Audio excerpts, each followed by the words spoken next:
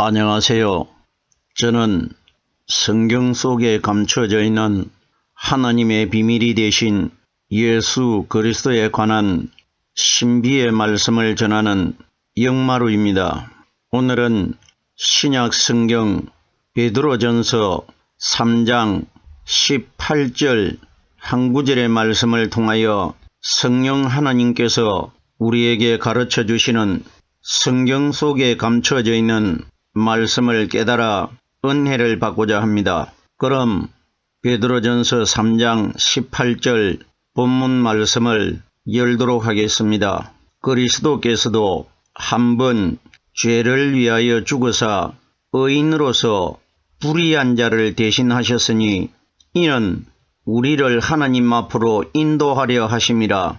육체로는 죽임을 당하시고 영으로는 살리심을 받으셨으니, 이 말씀 속에는 이 땅에 오셔서 우리 모든 사람들의 죄를 대신해서 돌아가셨던 예수님이 무덤 속에서 성령 세례를 받고 다시 살아나신 사건을 이 말씀 구절 속에 하나님이 우리에게 기록해 두신 것입니다. 성경에 기록되어 있는 하나님의 말씀은 우리 사람들이 세상의 어떤 지식이나 세상에서 배운 지혜로서 풀어지는 말씀이 아닙니다.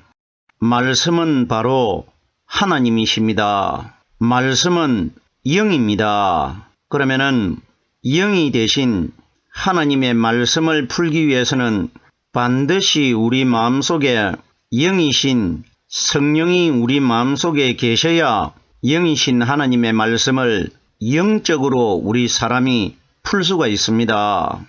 영적으로 깨달아진다는 것은 하나님으로 이 성경 구절 전체가 깨달아지고 풀어지는 것이 내 속에 성령이 임하셨다는 증거가 되는 것입니다. 오늘날 많은 세상 사람들이 성령을 받아야 된다고 외치기만 하지 성령이 어떻게 받아지는 것이라는 것은 가르치지 못하고 있습니다. 왜 가르치지 못하느냐 하면은 자기가 성령을 받은 경험이 없기 때문에 못 가르치고 있다는 것입니다. 그러면은 성령을 경험하고 있는 사람이라 나야 다른 사람에게 성령이 어떤 원리로 받아진다. 그럼 그 원리의 결론이 뭐냐? 말씀이 사람의 마음속에서 깨달아지는 것이 성령을 받는 것입니다.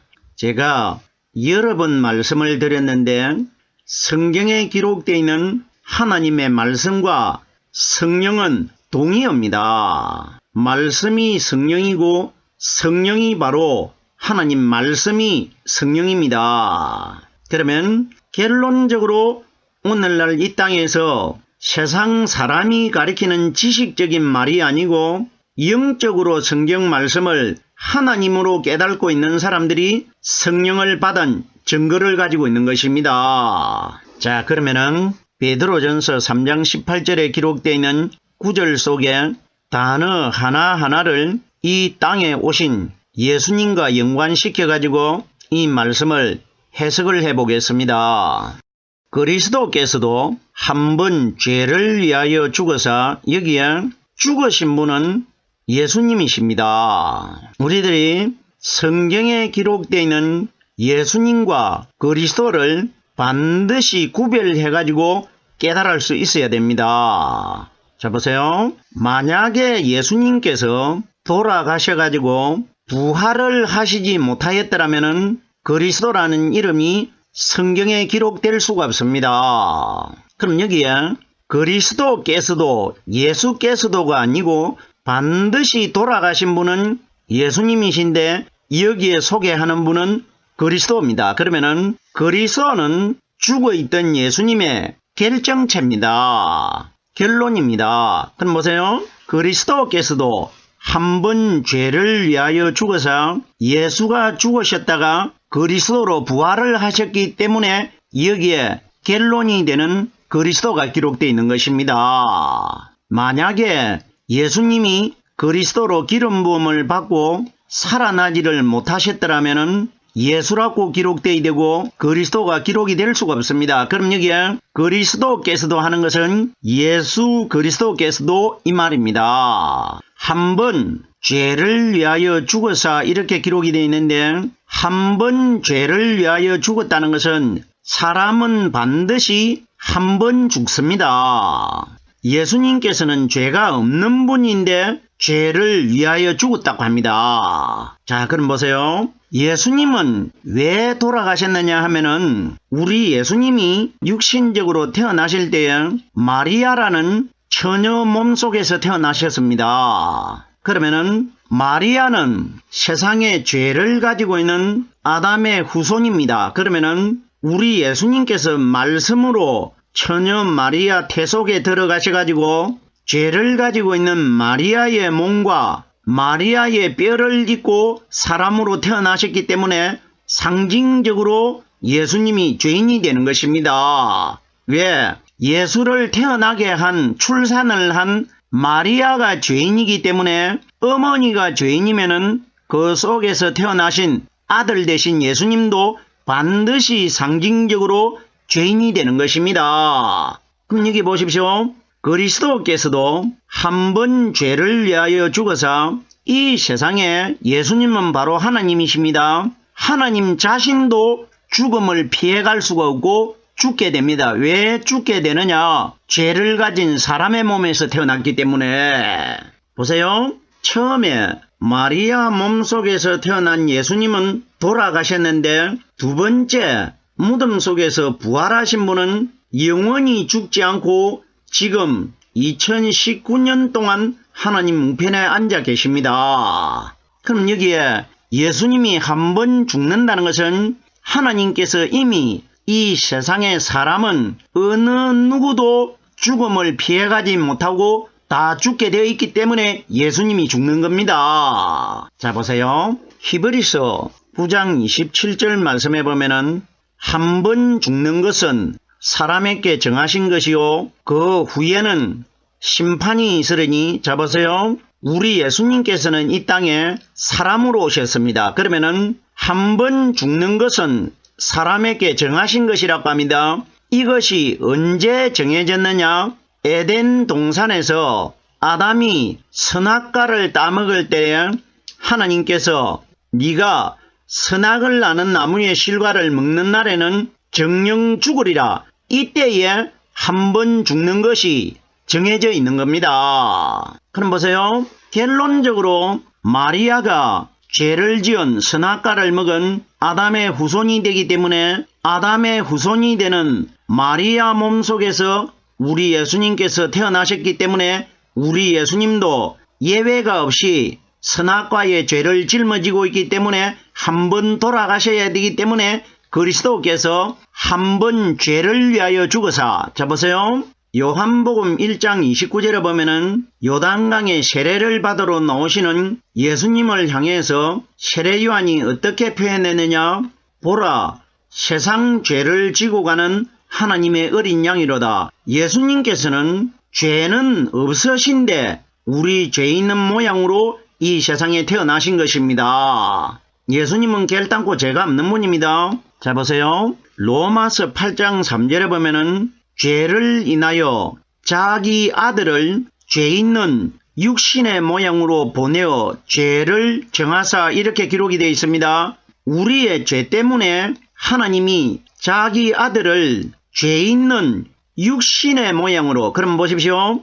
여기에 우리가 말씀을 잘 깨달아야 되는데 죄 있는 육신의 모양이라는 것은 마리아 몸속에서 마리아의 살과 마리아의 뼈를 가지고 태어난 그분은 죄 있는 육신의 모양. 왜? 어머니가 죄를 가지고 있기 때문에 예수님이 죄 있는 육신의 모양으로 태어나신 것입니다. 그러면은 하나님이 왜 이렇게 하셨느냐면은 결론은 우리 마음속에 있는 아담의 근본적인 죄를 사하여 주시기 위하여 하나님이 이 땅에 사람으로 오셔가지고 십자가에 못 박혀 돌아가시게 된 겁니다. 우리의 죄를 정하게 하기 위해서. 자, 보세요. 히브리서 4장 15절에 보면은 예수님은 우리와 한결같이 시험을 받은 자로 돼 죄는 없으시니라. 우리 예수님은 죄를 위하여 돌아가셨지만 이건 우리에게 죄를 가진 사람들은 분명히 이렇게 나처럼 다 한 번은 죽게 된다. 이걸 보여주신 표본인 것이지 예수님은 결단코 죄는 없는 분이십니다. 하나님이시기 때문에. 자, 그러면은 그리스도께서도 한 번 죄를 위하여 죽으사 예수님이 왜 육신으로 마리아 몸속에서 태어나셔가지고 돌아가셨는지는 이 내용에 대해서는 충분히 깨달을 수가 있지 않습니까? 다음 소절을 보겠습니다. 의인으로서 불의한 자를 대신하셨으니, 자 보세요. 의인이 누굽니까? 의인이. 우리가 잘 깨달아야 됩니다. 이 땅에 오신 우리 예수님, 우리와 똑같은 육신을 가지고 계신 분은 결단코 의인이 될 수가 없습니다. 왜? 우리와 똑같기 때문에, 죄인들과 똑같기 때문에. 그럼 여기에 의인으로서 하는데 의인이 누구냐? 앞에 우리가 9절 초에 어떻게 기록이 되느냐? 예수가 아니고 그리스도라고 기록되어 있습니다. 그러면 여기에 의인이 누구냐? 마리아 몸속에서 태어난 예수가 의인이 아니고 무덤 속에서 성령 세례를 받고 부활하신 그리스도가 의인이라는 것입니다. 이런 원리 잘 깨달아야 됩니다. 그럼 보세요. 우리 예수님께서 십자가 위에서 운명을 하시고 나니까 십자가 아래 예수님을 바라보고 있던 백부장이 어떻게 고백을 했느냐? 누가복음 23장 47절 말씀에 보면은 이 사람은 정녕 의인이었도다 이렇게 말합니다. 그럼 보세요. 사람인 백부장이 이 사람은 정녕 의인이었도다. 로마에서 파견된 백부장이 어떻게 예수님이 의인인지 의인 아닌지를 어떻게 알 것입니까? 본국에 있는 하나님을 믿는 이스라엘 백성들도 십자가에 달린 예수님이 하나님인 걸 모르고 있는데, 그런데 보세요. 백부장이 안다는 것은 그 백부장이 바로 하나님이 우리에게 십자가에 너희가 못 박아 죽인 이 예수가 바로 나 하나님이다. 이걸 말해주는 겁니다. 의인은 바로 하나님 아니십니까? 그럼 보세요. 이 사람은 정녕 의인이었더라. 그러면은 십자가에 육체가 못 박힌 그 예수님의 육체를 가진 예수를 의인이라고 말한 것이 아니고 그 사람의 마음속에 예수님의 마음속에 들어 계셔서 역사하고 있는 성령이 바로 의인이신 하나님이었다. 이 원리입니다. 보세요. 의인이 아닌 육체를 죄를 짊어지고 있는 예수님이 돌아가셨다가 3일날 부활을 하지 않습니까? 그분이 의인 아닙니까? 그러면은 백부장이 이 사람은 정녕 의인이었다는 것은 십자가에 못 박혀 돌아가신 그 육체를 가진 예수님을 의인이라고 한 것이 아니고 육체는 죽으셨는데 그 마음속에 함께 계셨던 성령 그리스도를 의인이라고 표현한 겁니다. 그리스도는 죽지 않는 분입니다. 육신에 예수님은 십자가 위에서 돌아가셨지만은 마음속에 들어 계신 하나님의 성령은 돌아가시는 분이 아닙니다. 그러면은 예수님 마음속에 들어있는 성령이 바로 그리스도가 의인이라는 것입니다. 그러면 결론적으로 이 말씀을 오늘날 우리들에게 적용을 시키면은 마지막 심판날 우리 사람의 마음속에 오순절날 이 땅에 임하신 부활하신 성령께서 우리에게 가르쳐 주시고 깨닫게 해주시는 이 말씀을 가지고 있는 사람들이 마지막 날 의인이 될 것이라 이 원리라 말입니다. 의인으로서 불의한 자를 대신하셨으니, 자 보세요. 여기에 불의한 자가 누구냐? 아담의 근본적인 죄를 가지고 있는 사람들을 불의한 자라고 합니다. 그러면은 죄가 없는 하나님께서 이 땅에 오셔가지고 아담의 죄를 가지고 있는 우리를 대신하셔가지고 돌아가셔가지고 살아나셨다는 것입니다. 그럼 보세요. 여기에 의인은 제가 조금 전에 예수님 마음속에 들어 계신 그리스도라고 말씀을 드렸습니다. 그럼 여기에 불의한 자를 대신해가지고 그리스도가 돌아가셨다. 여기에 불의한 자가 누구냐? 예수님이십니다. 의인은 그리스도이고 불의한 자는 예수입니다. 그러면은 그리스도께서 왜 십자가 위에 못 박혀 돌아가셨느냐? 율법의 예수님을, 불의한 예수님을 살리기 위해서 그리스도께서 못 박혀 돌아가신 것입니다. 자, 보세요. 이런 원리를 우리가 깨달아 보면 굉장히 복잡하지 않습니까? 보세요. 제가 분명히 서두에 말씀을 드렸습니다. 율법의 마리아 몸속에서 태어난 예수님은 우리와 똑같은 분입니다. 그러면은 불의한 자를 대신했다는 것은, 우리들을 대신했다는 것은 성령 그리스도께서 예수도 거기에 포함되어 가지고 대신한 것이 된단 말입니다. 그리스도께서. 그럼 보세요. 의인으로서 불의한 자를 대신했다는 것은 성령 그리스도께서 불의한 예수를 대신해 가지고 돌아가셨다가 살아나신 것입니다. 무슨 말씀인지 깨달아지셔야 됩니다. 예수를 대신했다는 것은 우리 인류의 모든 죄를 대신한 것입니다. 예수는 우리와 똑같기 때문에. 자, 보세요.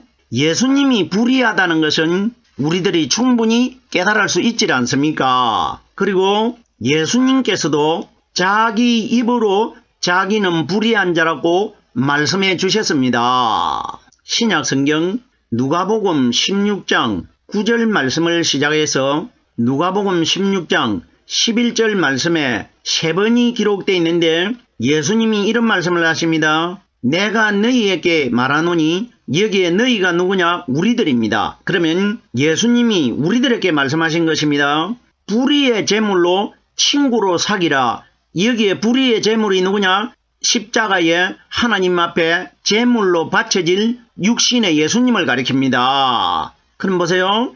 불의한 제물로 친구로 사귀라. 왜 불의하냐? 세상 죄를 다 짊어지고 있기 때문에. 그러면은 결론적으로 불의한 제물로 친구를 사귀라는 것은 지금은 내가 죄를 짊어지고 있지만 내가 무덤 속에서 성령 세례를 받고 부활을 하면은 내 불의한 몸이 영적인 몸으로, 의인의 몸으로 거듭나는데 결론적으로 거듭난 그리스도의 성령의 말씀을 친구로 사귀라. 이 원리란 말입니다. 자, 그럼 여기에 의인으로서 불의한 자를 대신했다는 것은 우리 인류의 모든 불의한 자들을 대신한 것이고, 더 나아가서는 그리스도께서 돌아가시고 살아나신 것은 불의한 예수를 대신한 것입니다. 이 내용이 굉장히 복잡한 내용입니다. 성경은 다 예수님과 우리들과의 관계가 기록되어 있는 것입니다. 이는 우리를 하나님 앞으로 인도하려 하심이라. 예수님께서 이 땅에 오셔가지고 십자가에 못 박혀 돌아가셨다가 부활하신 것은 결론이 뭐냐? 죄를 가진 우리들을 하나님 앞으로 인도하기 위하여. 인도를 누가 하시느냐?